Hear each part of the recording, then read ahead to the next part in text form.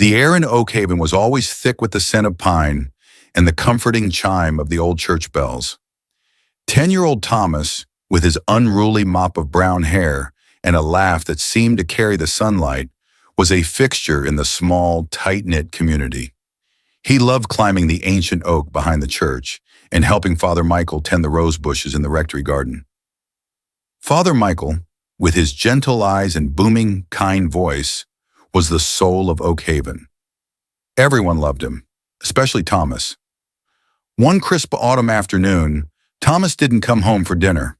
His mother, Sarah, initially thought he was just lingering at the creek, chasing frogs as he often did. But as the sun dipped below the horizon, painting the sky in hues of bruised purple and orange, a knot of unease began to twist in her stomach. By midnight, panic had set in. The whole village, led by Father Michael himself, launched a frantic search. Days bled into weeks. Posters with Thomas's smiling face blanketed Oak Haven. Search parties scoured the dense forests, dragged the creek, and called his name until their voices were hoarse. Father Michael was a pillar of strength, organizing volunteers, offering comforting words from the pulpit, and leading poignant prayers for Thomas's safe return. "God will watch over our little lamb," he would assure Sarah, his hand warm and steady on her shoulder. The villagers clung to his words, convinced that if anyone could bring Thomas home, it was their beloved father. Months turned into a year. Hope, once a flickering candle, had almost guttered out. Sarah, a ghost of her former self, still visited the church daily, sitting in the quiet pews, finding a strange, mournful comfort in the stained glass light. It was during one of these visits, a particularly warm spring afternoon, that she noticed something peculiar.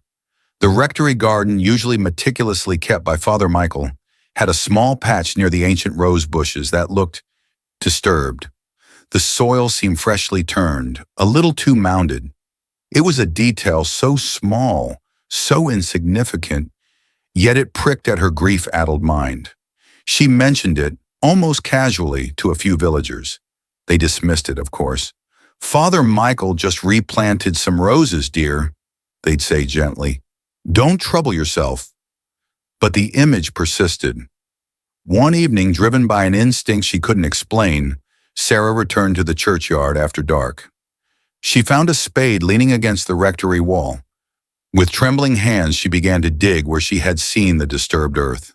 The spade hit something soft, something wrapped in a familiar, faded blue blanket. As she unearthed the bundle, a horrified gasp escaped her lips. There, beneath the fragrant rose bushes that Father Michael so tenderly cared for, was her son, Thomas. His small, lifeless body, buried in the very garden of the man who had led their prayers, offered them comfort and organized their search. The discovery shattered Oak Haven. The initial shock gave way to a chilling, unspeakable horror. The boy they mourned, the boy they searched for, had been beneath their feet the entire time, in the most sacred ground, hidden by the one they trusted above all others. When the authorities confronted Father Michael, he confessed. The details were murky, a tragic accident during a moment of anger, perhaps a fall, he claimed. But the act of burial, of the elaborate deception, the comforting lies, spoke of a darkness no one in Oak Haven had ever imagined.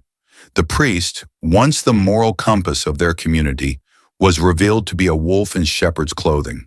The bells of Oak Haven Church still rang, but now to the grieving villagers, they sounded like a mournful, eternal toll for lost innocence and unforgivable betrayal.